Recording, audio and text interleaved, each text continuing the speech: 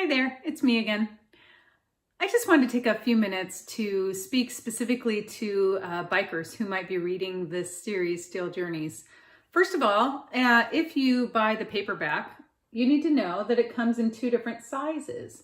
And the reason that I did that is this size is kind of the standard book size, 5.5 by 8.5, and this is the one that will probably be in bookstores and libraries and things like that. It's kind of a regular size book. However, when I tried to give some of my other books away to bikers in the past, they've said, look, I don't have room for that in my saddlebags, which, that's true. Saddlebags and tank bags don't have a lot of room. Hence, here is the smaller version. So this is what's called a mass market size. So it's 4.25 inches wide by 7 inches long. So very easy to take along in your saddlebag or your purse or something like that. My intention with this was that it would be akin to like a beach read. So I call it biker chick lit. So easy to read, something you could take along with you on a ride, stop at a rest stop, have some lunch, read a few pages. So that being said, I also wanted to talk just a little bit about the story itself in book 1, because the road to Patagonia really is talking about the road that Abby takes in a big personal decision that she has to make. So this first book is about her, but it's also kind of setting the stage for the whole series.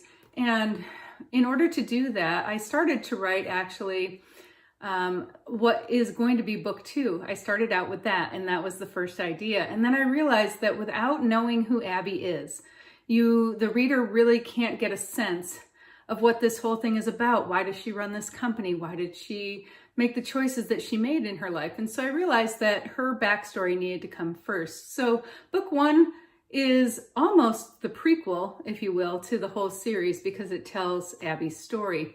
There's also a fair bit of romance in this book 1. And that's because Abby's story has romance in it. It doesn't mean that all of the books that are subsequent in the series will have a romantic element, but Abby's story has to do with an old flame, and she has some decisions to make and some hurts from her past that she needs to deal with. So there's a fair amount of this romantic element. And so some people, the beta readers and things like that, have come back to me and said, wow, I didn't realize that this was going to be a romance book. I thought it was an adventure book.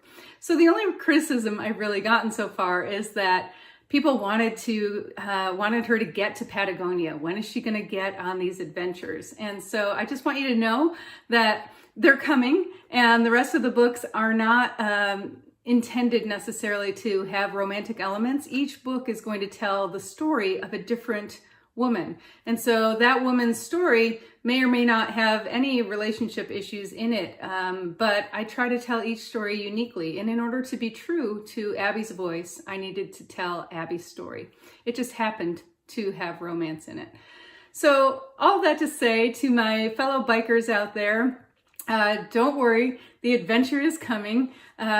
She gets to Patagonia kind of towards the end of book 1, and then book 2 is going to be Costa Rica, and there's a lot more of riding and adventure and the travel and things like that in the subsequent books in the series. It's just that this book, again, was a setup for all of that. So I really hope you enjoy it. I really hope if you're not into kind of the romantic thing, but you were hoping for adventure, that you'll keep reading, because I think that you'll like the series overall. And yeah, so that's it. I just wanted to give you guys a heads up. Bye.